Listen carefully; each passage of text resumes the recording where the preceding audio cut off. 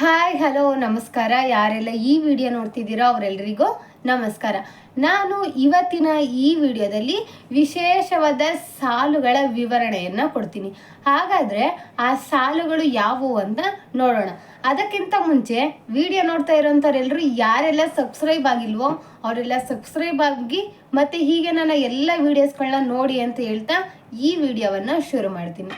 ಆ ವಿಶೇಷವಾದ ಸಾಲುಗಳು ಯಾವುವಪ್ಪ ಅಂತಂದರೆ, ಇಲ್ಲಿ ಒಂದು ಕಡೆ ಹೇಳ್ತಾರೆ, ಈ ಮನುಷ್ಯನಿಗೆ ಜೀವನ ನಡೆಸಲು ಸಾಕಷ್ಟು ಹಣದ ಅವಶ್ಯಕತೆ ಇಲ್ಲ.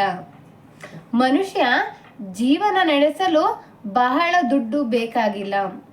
ಆದರೆ ಇನ್ನೊಬ್ಬರನ್ನು ನೋಡಿ ಜೀವನ ಸಾಗಿಸಲು ಎಷ್ಟು ದುಡ್ಡಿದ್ದರೂ ಸಾಕಾಗೋದಿಲ್ಲ ಅಂತೇಳಿ ಸಾಲುಗಳು. ಈ ಸಾಲುಗಳ ಅರ್ಥ ಏನು ಅಂತೇಳಿ ನೋಡೋಣ. ಈಗ ನೋಡಿ, ನಾವು ಜೀವನವನ್ನು ಸಾಗಿಸ್ಬೇಕು ಅಲ್ವಾ? ಈ ಭೂಮಿ ಮೇಲೆ ಹುಟ್ಟಿದೀವಿ ಅಂದಮೇಲೆ ನಾವು ಹೋಗೋವರೆಗೂ ಹೇಗೋ ಒಟ್ಟಿನಲ್ಲಿ ಬದುಕಿ ಹೋಗಬೇಕು, ಜೀವನ ಮಾಡಬೇಕು. ಜೀವನ ಮಾಡಬೇಕಂದ್ರೆ ಊಟ ತಿಂಡಿ ಬಟ್ಟೆ ಎಲ್ಲ ಬೇಕು. ಇದೆಲ್ಲ ಬೇಕು ಅಂದರೆ ದುಡ್ಡು ಬೇಕು ಅಲ್ವಾ? ಇಲ್ಲಿ ಜೀವನ ಮಾಡೋದಕ್ಕೆ ದುಡ್ಡು ಬಹಳ ಮುಖ್ಯ. ಆದರೆ ಎಷ್ಟು ದುಡ್ಡು ಬೇಕು ಅಂದರೆ ನಾವು ಹೇಗೆ ಜೀವನ ನಡೆಸ್ತೀವಿ ಅನ್ನೋದ್ರ ಮೇಲೆ ಎಷ್ಟು ದುಡ್ಡು ಬೇಕು ಅನ್ನೋದು ಏನು ಆಧಾರ ಆಗುತ್ತೆ ಅಲ್ವಾ? ಈಗ ನಾವು ಒಂದು ಸರಳ ರೀತಿಯಲ್ಲಿ ಜೀವನ ನಡೆಸಿದ್ರೆ ಕಡಿಮೆ ಹಣ ಇದ್ದರೆ ಸಾಕು. ನಾವು ಐಷಾರಾಮಿ ಜೀವನವನ್ನು ನಡೆಸಬೇಕು ಅಂದರೆ ಎಷ್ಟು ದುಡ್ಡಿದ್ರೂ ಸಾಕೋಗೋದಿಲ್ಲ. ನಮ್ಮ ಅವಶ್ಯಕತೆಗೆ ತಕ್ಕಾಗೆ, ನಮ್ಮ ಅನುಕೂಲಕ್ಕೆ ತಕ್ಕನಾಗೆ ನಮ್ಮ ಮನೆಯಲ್ಲಿ ನಮ್ಮ ದುಡಿಮೆ ಎಷ್ಟಿದೆ ಅಲ್ವಾ, ನಾವೆಷ್ಟು ದುಡಿತಾ ಇದ್ದೀವಿ, ಮನೆ ಪರಿಸ್ಥಿತಿ ಹೇಗಿದೆ ಅಂತ ಎಲ್ಲ ಲೆಕ್ಕ ಹಾಕ್ಕೊಂಡು ಅದ್ರ ತಕ್ಕನಾಗಿ ನಾವು ಖರ್ಚುಗಳನ್ನು ಮಾಡಿಕೊಂಡು ಅದಕ್ಕೆ ತಕ್ಕನಾಗಿ ನಾವು ಬದುಕ್ತಾ ಹೋದರೆ ಆಗ ನಮಗೆ ಇರೋಷ್ಟು ದುಡ್ಡೇ ಸಾಕಾಗುತ್ತೆ. ಅಷ್ಟರಲ್ಲೇ ನಾವು ಜೀವನವನ್ನು ನಡೆಸ್ಬೋದು. ಒಂದು ವೇಳೆ ಯಾರನ್ನೋ ನೋಡಿ ನಾವು ಕೂಡ ಅವ್ರ ಥರ ಜೀವನ ನಡೆಸಬೇಕು. ಈಗ ಯಾರೋ ಕಾರ್ ತಗೊಂಡ್ರು, ನಾನು ಕಾರ್ ತಗೋಬೇಕು, ಅವ್ರ್ಯಾರೋ ಹಂಗೆ ಬದುಕ್ತಾರೆ, ನಾನು ಅವ್ರ ಥರನೇ ಬದುಕಬೇಕು ಅಂತೇಳಿ ನಾನು ನನ್ನ ಜೀವನವನ್ನು ಬೇರೆಯವ್ರಿಗೆ ಹೋಲಿಕೆ ಮಾಡಿಕೊಂಡು ಅವ್ರ ಥರ ನಾನು ಬದುಕೋದಕ್ಕೋದ್ರೆ ಆಗ ಎಷ್ಟು ಹಣ ಇದ್ರೂ ಸಾಕಾಗೋದಿಲ್ಲ ಅಲ್ವಾ? ಅದಕ್ಕೆ ನಾವು ನಮ್ಮ ಜೀವನವನ್ನು ಬೇರೆಯವ್ರಿಗೆ ಹೋಲಿಕೆ ಮಾಡ್ಕೋಬಾರ್ದು ಅಲ್ವಾ?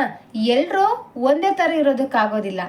ನಾವು ಅವ್ರ ಥರ ಇರೋದಕ್ಕಾಗಲ್ಲ ಅಂದಮೇಲೆ ಅಲ್ವಾ, ನಮಗೂ ಅವ್ರ ಥರ ಇರೋಕ್ಕಾಗಲ್ಲ, ಅವರು ನಮ್ಮ ಥರ ಇರೋಕ್ಕಾಗೋದಿಲ್ಲ. ಎಲ್ಲರೂ ಒಂದೇ ರೀತಿಲಿ ಒಂದೇ ಸಮಾನವಾಗಿರಬೇಕು ಅಂದರೆ ಸಾಧ್ಯ ಇಲ್ಲ. ಈಗ ಹೇಳಬೇಕು ಅಂದರೆ ನಮ್ಮ ಕೈ ಬೆರಳುಗಳು, ಈ 5 ಬೆರಳುಗಳು ಸಮಾನವಾಗಿಲ್ಲ. ಒಂದು ಉದ್ದ ಇದೆ, ಒಂದು ತುಂಡ ಇದೆ ಅಲ್ವಾ? ಅವರ ಅರ್ಹತೆಗೆ ಅನುಗುಣವಾಗಿ ಇರುತ್ತೆ.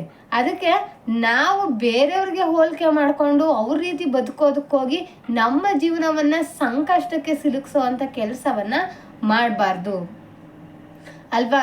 ಈಗ ಎಲ್ಲರೂ ಅಂಬಾನಿ ಆಗೋದಕ್ಕಾಗೋದಿಲ್ಲ. ಅವರವರ ಜೀವನಕ್ಕೆ, ಅವರ ಜೀವನ ಶೈಲಿ, ಅವರ ಪರಿಸ್ಥಿತಿ, ಅವರ ದುಡಿಮೆಗೆ ತಕ್ಕನಾಗಿ ಜೀವನ ಶೈಲಿಯನ್ನು ಹಾಗೆ ರೂಪಿಸ್ಕೋಬೇಕು ಅಲ್ವಾ? ಈಗ ಅನಾವಶ್ಯಕವಾಗಿ ಖರ್ಚುಗಳನ್ನು ಮಾಡೋದು ಬಿಡಬೇಕು.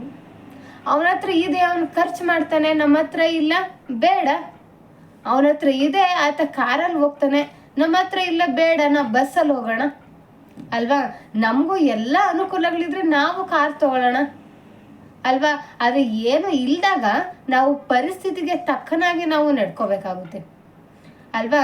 ಅದಕ್ಕೆ ನಮ್ಮ ದುಡಿಮೆಗೆ ತಕ್ಕನಾಗೆ, ನಮ್ಮ ಪರಿಸ್ಥಿತಿಗೆ ತಕ್ಕನಾಗಿ ನಾವು ಜೀವನವನ್ನು ಮಾಡೋಕ್ಕೋದ್ರೆ ನಮ್ಮ ಹತ್ರ ಎಷ್ಟಿದೆಯೋ ಅಷ್ಟು ಹಣ ಸಾಕಾಗುತ್ತೆ.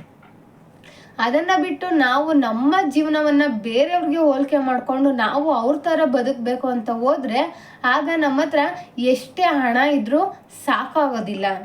ಹಣ ಅನ್ನೋದು ಸುಮ್ಮನೆ ಬರೋದಿಲ್ಲ. ದುಡಿಬೇಕು, ಶ್ರಮ ಪಡಬೇಕು ಅಲ್ವಾ?